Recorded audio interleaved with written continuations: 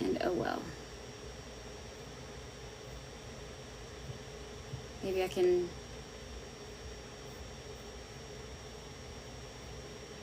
go live. Alright. For some reason I still don't have video on Instagram.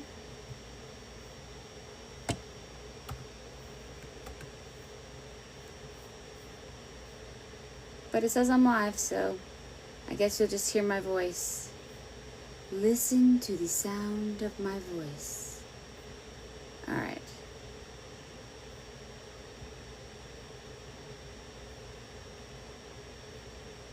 Nah, I'm gonna have to play with this and just do a live where I play with my technology because this is not working for me at all. Alright. First chapter Friday.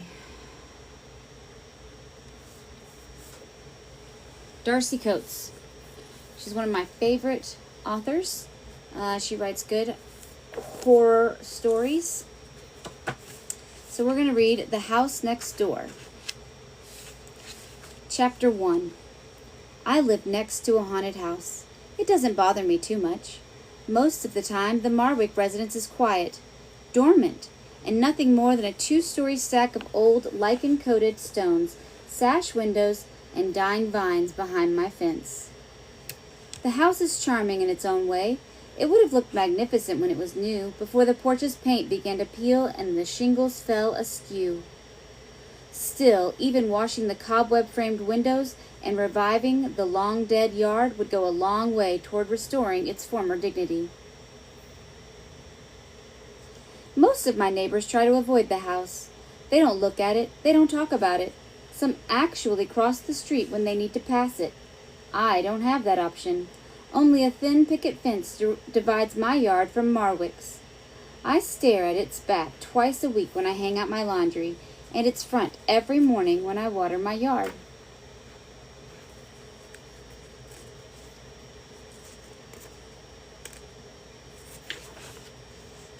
I wouldn't say I've grown attached to it, but a fascination has slowly built over the 4 years I've lived beside the house.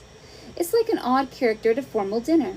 I spend the first half of the night trying to avoid them, but by the end of the evening I start to wonder if they might be the most interesting person there.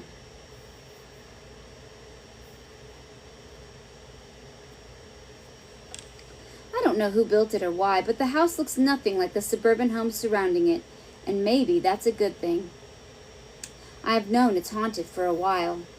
My suspicions grew gradually, and before the 12th of November, it was just little hints. My big tomcat likes to roam the neighborhood and beg cuddles and treats off our neighbors. He'll dig up the garden of anyone who isn't friendly to him. He owns the entire street, but he never steps foot on the Marwick property. Marwick's yard won't thrive, no matter how many new plants are dug in and watered dutifully. I've seen several families try. Their young shrubs and flowers wither and turn black after a few weeks, but 2 feet away, mine are flourishing. I've seen 3 birds fly into its windows, apparently bent on self-destruction. I hear a bang, look up, and see a little ball of feathers tumble down the side of the house. It's heartbreaking. I can't explain why the birds choose to speed into the Marwick house when its windows are so dark and uninviting, but never fly into mine.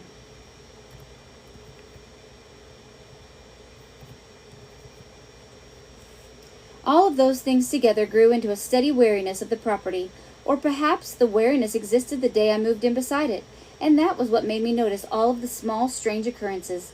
Either way, I didn't trust it, and following the evening of November 12th, I knew I had good reason not to. A woman's strangled scream woke me. I opened my eyes and rolled onto my back, staring at the ceiling as my brain tried to come to terms with what had disturbed it. The night was unpleasantly warm. I'd left my window open to invite in a non-existent breeze, and sweat stuck my pajamas to my limbs. I pressed my thumbs into the corners of my eyes to wipe away the gunk that had collected there. Then I rolled over to fall asleep again. I blinked at the light pouring through my window. Someone was awake in the Marwick property. Maybe they'd stepped on one of their children's toys. Or perhaps The mother had discovered the toilet seat left up one too many times. That could explain the scream. Now my whole internet's being wonky. Just don't let me lose my connection, please.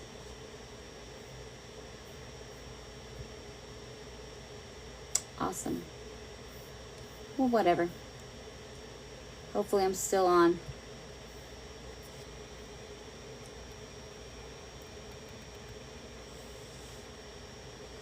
But it didn't explain the gunshot. I sat up, the crack echoing in my ears, and shuddered despite the heat. I hadn't just heard the gunfire. I'd seen the flash of white burst through my second-floor window. I wondered if they needed someone called. The police, an ambulance. It wouldn't be my first time phoning the emergency number over the Marwick property. They always took so long to respond, though. Far longer than any other house in our street. My toes dug into the bedroom carpet as I slid out of bed. I crossed the room, drawn almost against my will, to watch the neighboring house. Lights were turning on throughout the property. A woman wailed, her voice so high and strained that I couldn't understand the words. She was begging for something. I reached for my phone. Another gunshot came from the room near the back of the house. I didn't know the family well, but they had 3 children, and I was fairly sure that the room belonged to their youngest son. Real, visceral fear woke me. I dialed the emergency number and held the phone up to my ear. I heard static in response. More lights turned on, illuminating the house like a Christmas tree.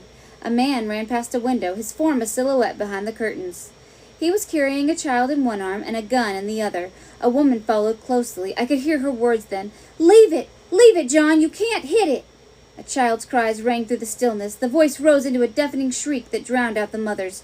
I followed the family's movements through the windows. They were going downstairs. I redialed the emergency number as I mimicked the Marwick family's movements and descended my own stairs. Again, static. Had my phone broken? I was sure I'd remembered to pay the bill. The Marwick's front door burst open. I stopped in my kitchen and bent across the counter to press my face against the window. I counted the shapes, illuminated by the blocks of light escaping through the windows. 2 large figures, 3 small. The whole family was there. Some of my fear eased, and I lowered the phone. "In the car." The father put down the child in his arms and turned back to the house. He held his rifle close to his chest, using it as a shield more than a weapon. I could see the whites of his eyes flashing as he scanned his house. As the mother pushed her children into the back seat, the youngest continued to wail. She didn't buckle them in. "John, come on!" He backed to the driver's side and reached behind himself to open the door, not taking his eyes off the house for even a moment. I watched him slink inside and heard the engine turn over.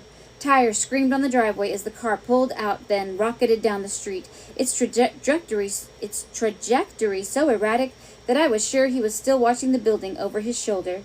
Finally, the night fell quiet again. I leaned back from the kitchen window and dropped the phone to the counter. I wondered how many other neighbors had been woken by the screams and gunshots. Had any called the police? Were they pressed to their windows like I was, watching with the same fascination drivers develop when passing a car accident? If they were, none of them turned their lights on. The street remained dark and quiet.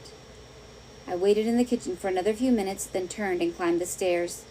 That was the last time I ever saw that family. I can't even remember their last name. To me, they were just the Marwick family. That was the house's name, and it had been for as long as I'd lived on the street. They didn't return in the morning, as I'd expected, to collect their clothes. No one came for the furniture. No one even turned out the lights. They stayed on for 2 full weeks until someone canceled the contract and power to the house was cut. I hung blackout curtains over my windows for those 2 weeks and suffocated in the stifling heat of my improvised hot box. On a few of those hot nights, I lay awake staring at my ceiling, completely naked and still overheated, and actually considered crossing over to the Marwick building, walking through the front door, which I knew had been left unlocked, and turning off the lights myself. I never did. I was too afraid of what lived inside. Following the night of November 12th, the Marwick house stayed empty for 8 months. It was the longest I'd ever seen it vacant. The building was peaceful during that time, like a giant who had fallen asleep on a hill and was gradually being coated in moss until no one could tell it apart from the surrounding boulders. Some mornings, when I hung out my washing or watered the plants, I wouldn't even stare at the building's facade. I asked around to see if any of my other neighbors knew why the last family had left. No one could tell me any more than I'd seen with my own eyes. Faye Richmond, who lived on the house's other side, even seemed surprised when I told her the building was empty. Eventually, I stopped thinking about it, and as the memory began to seem less dramatic and less exciting as time wore away, I'd passed the for sale sign so often that it looked unnatural when sold was eventually plastered over it. It was like an old friend growing a mustache. There was nothing wrong with it, but the change was still uncomfortable. Barely 4 days after the sign changed to sold, it was taken down, and that same afternoon, a small rental truck pulled into the driveway. I'm a curious person. I don't feel ashamed to admit it. Curiosity does a lot of good. From what I gathered, no one else tried to call the emergency number on the night the previous family fled. Curiosity has led me to find abandoned kittens in drains, and to notice when Mr. Parker didn't leave for work one Wednesday morning. He'd had a stroke in the night. Curiosity saved him from lying on his kitchen floor until he starved, so I don't feel embarrassed to say I was curious about the new family. I'd already watered my plants that morning, but even though it was overcast, I decided the day was warm enough to warrant a second dose. I sidled along the fence, watering can pouring liquid onto the still wet ground, and peeked at my new neighbor. She surprised me. I'd been expecting a family. The building was big enough to house at least 3 children and maybe grandparents as well. But she seemed to be alone. She was young and small, and her mousy brown blonde hair was pulled into a ponytail. She's awfully small to be living in the Marwick house. My watering can was empty, but I kept miming the tipping motion. And to be living there alone, too. I don't know why it unsettled me as much as it did. Maybe it was because I wouldn't have felt safe living there alone, and she seemed so much more vulnerable than I was. Maybe it was the feeling that she would need an ally, but so clearly didn't have one. She unloaded the truck herself. It didn't contain much. One of my cats, Dusty, had wandered out to see what I was doing. I scratched under her chin. "What you think, Dust? Should I pay her a visit?" Dusty gave my wrist a love bite, then frisked into the bushes, probably to hunt for lizards or insects she could eat. I looked back at the Marwick house. The lights were coming on again for the first time in 8 months. I'd never actually seen inside except to peek through the windows. Was the Marwick's interior just as grim as the outside? I scanned the chipped gray stone front, its lichen and vines the only plants that seemed to survive, then set my watering can down. Like I said, I'm a curious person. Sometimes that's a good thing. I get the feeling that in this instance it's probably not a great thing. I'm also very curious about where this story is going to go. So if it's something that you're interested in, it is The House Next Door. It is by Darcy Coates. I will post the title in the comments or in the, I don't know. I'll post it in there somewhere. You'll see it. And it probably in the caption is the word I meant. Yes. And then I'm probably going to end these videos and then try to make them work. So if you see me on live again, it's only me just trying to make my lives combine and work. So if anybody knows how to do that, please shoot me a message. That would be great. Because for some reason, the computer cut my access to my camera, and I can't live stream both at the same time, even using the program that I downloaded. Luckily, it was free. That's probably why it doesn't work. Anyway, it is Friday, so I encourage you to have a great evening and a wonderful weekend. Happy reading, everybody.